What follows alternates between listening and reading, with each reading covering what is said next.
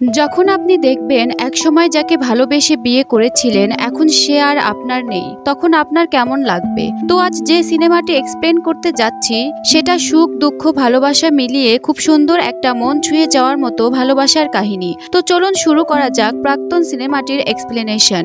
গল্পের শুরুতেই দেখানো হয় স্টেশনে বেশ অনেকগুলো পরিবার তারা তাদের গন্তব্যস্থলে যাওয়ার জন্য ট্রেনে উঠে পড়ে। তার মধ্যে ট্রেনের একটা কামরাতে দুইজন আলাদা যাত্রী উঠেছে, একজন মালিনী ঘোষ আর একজন সুদীপ্তা সেন। মালিনী ঘোষের একটা মেয়েও আছে, তারা একে অন্যের সাথে পরিচিত হয়। সেখানে আবার দেখানো হয় অন্য আরেকটা কামরায় এক দম্পতিকে, তারা আসলে হানিমুনে যাচ্ছে। আবার পরবর্তী সিনে দেখানো হয় সুদীপ্তা আর মালিনী ওরা বেশ গল্পগুজব করছিল। গল্পের এক পর্যায়ে মালিনী তার স্বামীর নাম নিতেই সুদীপ্তা একটু অন্য মনস্ক হয়ে যায়। ঠিক তখনই ফ্ল্যাশব্যাকে গিয়ে দেখানো হয় যে একজন লোক কিছু মানুষদেরকে কলকাতা শহর সম্পর্কে বলছে আর নিজের পরিচয় দিয়ে বলে যে আমি উজান। আসলে লোকটি একজন ট্যুর গাইড। আবার বর্তমানে দেখানো হয় সেই একই ট্রেনে এক বৃদ্ধ মা বাবাকে তার ছেলে আর ছেলের বউ কলকাতায় যাওয়ার জন্য ট্রেনে উঠিয়ে দিতে এসেছে। আসলে এই সিনেমাটিতে একটু পর পর বেশ কয়েকটা ক্যারেক্টার আর ফ্ল্যাশব্যাকের সিন দেখানো হয়েছে। তো যাই হোক, আবার গল্পে ফিরে আসি। দেখানো হয় সুদীপ্তা আর মালিনী আবার দুজন দুজনের সাথে গল্প করছে। সেখানে সুদীপ্তা মালিনীকে জিজ্ঞেস করে কলকাতায় তোমাদের বাড়ি কোথায়? মালিনী বলে আশুতোষ কলেজের পরে যোগুবাজারের ঠিক অপোজিট সাইডেই আমাদের বাড়ি। তখন আবার ফ্ল্যাশব্যাকে দেখানো হয় উজান দুজন মেয়েকে কলকাতা সম্পর্কেই বলছে। সেই দুজন মেয়ের মধ্যে একজন সুদীপ্তা সেন। তারা উজানকে বলছে যে আমরা আগামী দিনে যেখানে ঘুরতে যাব আমরা আপনাকে ট্যুর গাইড হিসেবে চাই। এরপর উজানের সাথে তাদের একটা বেশ ভালো সম্পর্ক তৈরি হয়। পরের দিন উজান তাদেরকে কলকাতার বেশ কিছু জায়গা ঘুরে দেখানোর পরে উজান তাদের বাড়িতে নিয়ে যায় তার পরিবারের সাথে দেখা করানোর জন্য। তারা সবাই মিলে সেখানে রাতের খাওয়া দাওয়াটাও করে ফেলে। আবার বর্তমানে ফিরে এসে দেখানো হয় সুদীপ্তা তার বন্ধু সুমির সাথে কথা বলছে। সে সুমিকে জিজ্ঞেস করছে উজান কি আবার বিয়ে করেছিল? সুমি বলে হ্যাঁ। তখন সুদীপ্তা বলে উজানের বউয়ের সাথে আমি একই কামরায় ট্রাভেল করছি। উজানের বউ একদমই বেশি কথা বলে, সব সময় বক বক করতেই থাকে। উজানের জন্য একদম ঠিক হয়েছে, সব সময় বলে আমার শাশুড়ি আমার স্বামী আমারই সব। এই বলে সুদীপ্তা সুমিকে বলে আমার শরীরটা খারাপ লাগছে, এখন আমি আর কথা বলতে পারবো না, তাই বলে কলটা কেটে দেয়। কিছুক্ষণ পর সুদীপ্তা ট্রেনের টিটির সাথে কথা বলে যে অন্য কোনো কামরায় শিফট হওয়া যাবে কিনা। টিটি বলে অন্য কোনো কামরা খালি নেই। তাই আর সুদীপ্তা কথা না বাড়িয়ে ওখান থেকে চলে যায়। পরে আবার একটি কামরায় কয়েকজন লোককে দেখানো হয়, তারা মনে হয় কোনো ব্যান্ডের লোক। একে অন্যের সাথে কথা বলার এক পর্যায়ে গান শুরু করে দেয়। ঠিক সেই সময় আবার ফ্ল্যাশব্যাকে গিয়ে দেখানো হয় সুদীপ্তা আর উজান ঘুরে বেড়াচ্ছে, তাদের কিছু রোমান্টিক মুহূর্তও দেখানো হয় সেখানে। আবার বর্তমানে সুদীপ্তা আর মালিনী একে অন্যের সাথে কথা বলছে। মালিনী সুদীপ্তাকে জিজ্ঞেস করে তুমি কি কাজ করো? সুদীপ্তা বলে আই এম এ আর্কিটেক্ট। এরকম ভাবেই তাদের মধ্যে বেশ অনেক কথোপকথন হয়। সুদীপ্তা তখন মালিনীকে জিজ্ঞেস করে আপনার হাজবেন্ড কি করে? তখন মালিনী বলে আমার হাজবেন্ড একজন ট্যুর গাইড। সুদীপ্তা তখন বলে আপনারা সবাই একসাথে ঘুরতে যান না কোথাও? মালিনী বলে না, ওর এত সময় কোথায়, আমার মা বাবা একটু অসুস্থ তাই আমি তাদের সাথে দেখা করতে গিয়েছিলাম, কিন্তু সেখানেও সে আমাকে একা ছাড়তে চায় না, বলে দরকার হয় আমি তোমাকে টিকিট কেটে দিব, তারপরও তুমি যাবে।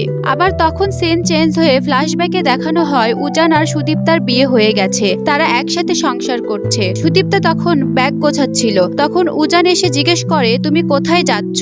সুদীপ্তা বলে আমি একটু ব্রেক চাই, আমি বাবার বাড়ি যাচ্ছি। তখন উজান বলে তুমি বাবার বাড়ি যাচ্ছ? তুমি আমাকে একবারও জানালে না, আমার পারমিশন নিলে না, তুমি কোথাও যেতে পারবে না। এইসব কথাবার্তা নিয়ে তাদের দুজনের মধ্যে অনেক ঝগড়াঝাটি শুরু হয়। ঝগড়াঝাটির এক পর্যায়ে উজান বলে তুমি কোথাও যাবে না, দরকার হয় আমি তোমাকে টিকিট কেটে দিব।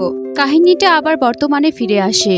তখন সুদীপ্তা মালিনীকে বলে তুমি কি কাজ করো? মালিনী বলে আমি তোমার মতো অত বড় কোনো কাজ করতাম না, তুমি এত বড় একজন আর্কিটেক্ট। আমি ব্যাংকে ছোট্ট একটা জব করতাম, কিন্তু আমার মেয়ে পুতুলের জন্মের পর সেটা আমি ছেড়ে দিয়েছি, কারণ একসাথে এত দায়িত্ব আমি নিতে পারতাম না। আর বিশেষ করে আমার স্বামী আর আমার শ্বশুর বাড়ির লোকজন আমাকে অনেক সাপোর্ট করেছে, এজন্য আমি এত দায়িত্ব নিতে পেরেছি, তাছাড়া আমার পক্ষে সম্ভব ছিল না। আবার ফ্ল্যাশব্যাকে দেখানো হয় সুদীপ্তা কান্না করছে। তখন উজান এসে বলে, কি হয়েছে তোমার? তখন সুদীপ্তা বলে, আমার মিসক্যারেজ হয়ে গেছে, আমি বাচ্চাটা রাখতে পারলাম না। উজান বলে, তুমি আমাকে কেন জানাওনি? সুদীপ্তা বলে যে, তুমি ছিলে, তুমি তো 4 দিন পরে এসেছো। উজান বলে যে, আমার পরিবারের লোকজন তো ছিলই। সুদীপ্তা তখন বলে, পরিবারের লোকজন আর তুমি কি এক হলে? এই নিয়ে তাদের মধ্যে কথার কাটাকাটি হয় আর সুদীপ্তা অনেক কান্নাকাটি করতে থাকে। বর্তমানে মালিনী সুদীপ্তাকে বলে, তোমার কি শরীর খারাপ লাগছে? সুদীপ্তা বলছে, একটু খারাপ লাগছে, আমি তোমাদের ঘুমের ডিস্টার্ব করে ফেললাম।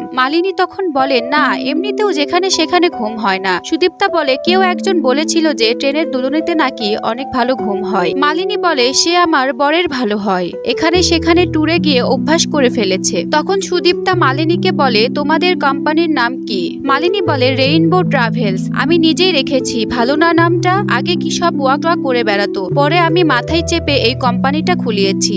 এখন আমাদের কোম্পানিতে 8 জন কাজ করে, ইন্ডিয়া ট্যুর করছে, ফরেন ট্যুর করছে, আরো কত জায়গায়। আবারও ফ্ল্যাশব্যাকে গিয়ে দেখানো হয় উজান সুদীপ্তাকে বলছে, তোমাকে দেখে নীলমণি মিত্রের কথা মনে পড়ে যাচ্ছে। 1858 সালে নীলমণি বাবু ছিলেন এই বাংলার প্রথম আর্কিটেক্ট। তখন সুদীপ্তা বলে, ইউ আর ভেরি ইন্টেলিজেন্ট। ভাবছি যে একটা ট্রাভেল কোম্পানি খুলবো, যেখানে আমি প্রেজেন্টেশন বানাবো, ডিজাইন করব, আর ভয়েস থাকবে তোমার, তুমি হিস্ট্রিটা বলবে। জাস্ট ভাবতে পারছো? উজান বলে, না, ভাবতে পারছি না। সুদীপ্তা বলে, এই ওয়াকগুলো তোমার জন্য না, লোকেদের হাঁটিয়ে বাড়ি দেখিয়ে কি হবে বলো? তোমার ট্যালেন্টের মূল্য কি তুমি পাচ্ছ? কয় টাকায় পাচ্ছ? মাত্র 20,000 টাকা।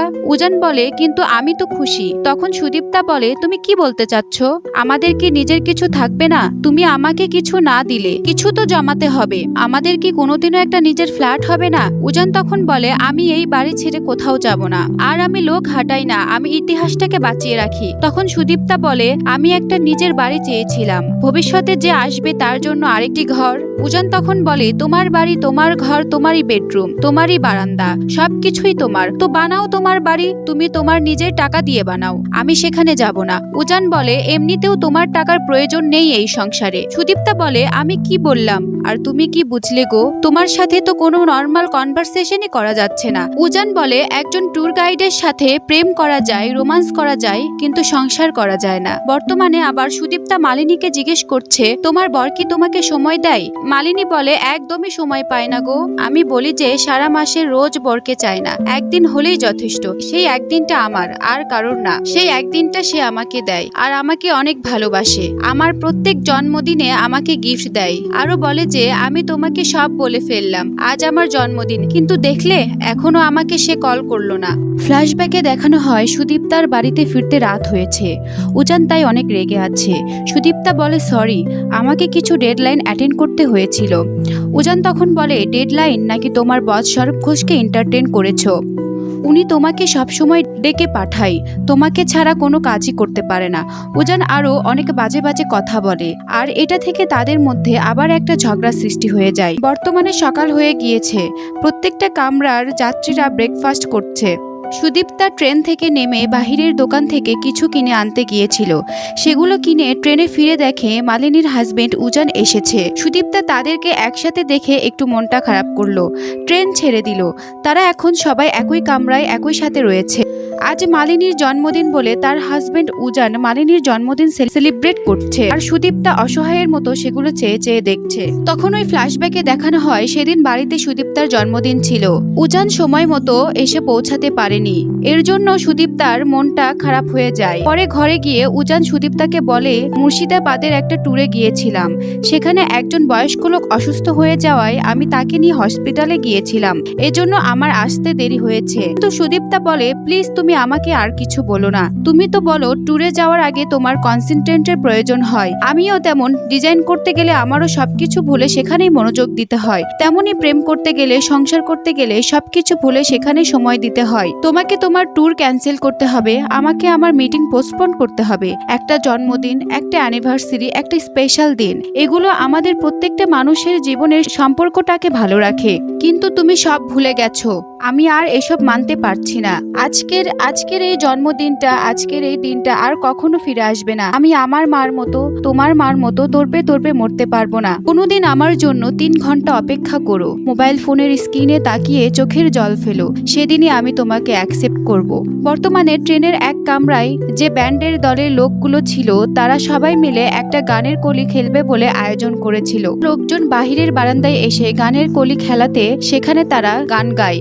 আবার ফ্ল্যাশব্যাকে দেখানো হয় যে হানিমুনে যাবে বলে সুদীপ্তা টিকিট করে নিয়ে এসেছে, উজানের হাতে দিতে চায়, বলে আমরা হানিমুনে যাচ্ছি। তখনই উজান বলে আমি কোথাও যাব না। সুদীপ্তা বলে যে কেন যাবে না? উজান বলে এখানে তো আমার কোনো কন্ট্রিবিউট নেই, এজন্য আমি যাব না। তখন সুদীপ্তা বলে তোমার টাকাই তো আমার টাকা, আর আমার টাকাই তো তোমার টাকা। এই কথা শুনে উজান আলমারিতে গিয়ে যত উজানের জামা কাপড় ছিল সেগুলো বের করে সুদীপ্তাকে দেখিয়ে বলে যে তুমি যদি টাকা দেখাইতে নাই চেয়েছিলে তো প্রতিটা ড্রেসে কেন প্রাইস ট্যাগ লাগানো? তখন সুদীপ্তা বলে এগুলো তো শুধুমাত্র সাইজ আর কালারের জন্য, যদি চেঞ্জ করতে হয় এজন্য আমি খুলিনি। কিন্তু উজান সেটা মানতে চায় না, এজন্য সুদীপ্তা রাগ করে টিকিট ছিঁড়ে ফেলে আর বলে তোমাকে কোথাও যেতে হবে না, সবকিছু শেষ। আমি কখনো ভালোবেসে তোমার জন্য আর কোনো জিনিস কিনবো না, থাকো তুমি তোমার মেল ইগো নিয়ে।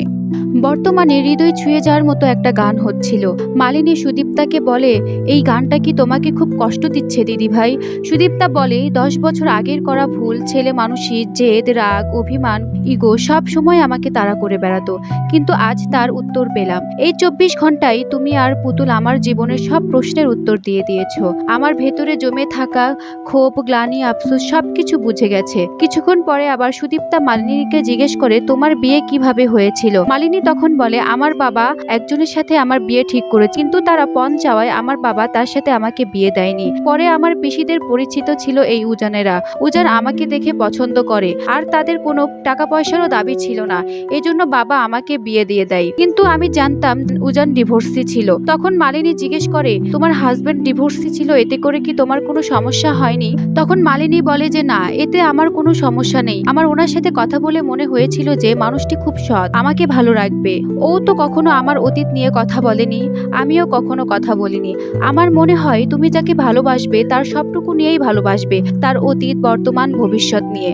মালিনী আরো বলে যে অ্যাডজাস্টমেন্ট মানে হেরে যাওয়া নয় দিদি ভাই, অ্যাডজাস্টমেন্ট মানে আমার কাছে মনে হয় সুন্দর করে বাঁচা। তুমি কিছু দিলে জীবন তোমাকে তা দ্বিগুণ করে ফিরিয়ে দেবে, অন্যর সুখে নিজের সুখ খুঁজে পাওয়া। সুদীপ্তা তখন মালিনীর হাত ধরে বলে মালিনী তুমি আমাকে অনেক কিছু শেখালে, অ্যাডজাস্টমেন্ট মানে কম্প্রোমাইজ মানেই হেরে যাওয়া নয়, একরকম ভাবে জিতে যাওয়াও। এই কথা বলে সুদীপ্তা ওয়াশরুমে গিয়ে চোখ মুখে পানি দিয়ে অতীতের কল্পনায় ফিরে যায়। সেখানে সুদীপ্তা সেদিন খুব বেশি খুশি ছিল, কারণ তার প্রমোশন হয়েছে। উজানকে সে এই কথা জানায়, কিন্তু উজান তাতে খুশি হয় না। তখন সুদীপ্তা বলে ঠিক আছে, আমি চাকরিটা ছেড়ে দিচ্ছি, আমি শুধু ঘর সংসার সামলাবো আর তোমার দিকে তাকিয়ে থাকবো।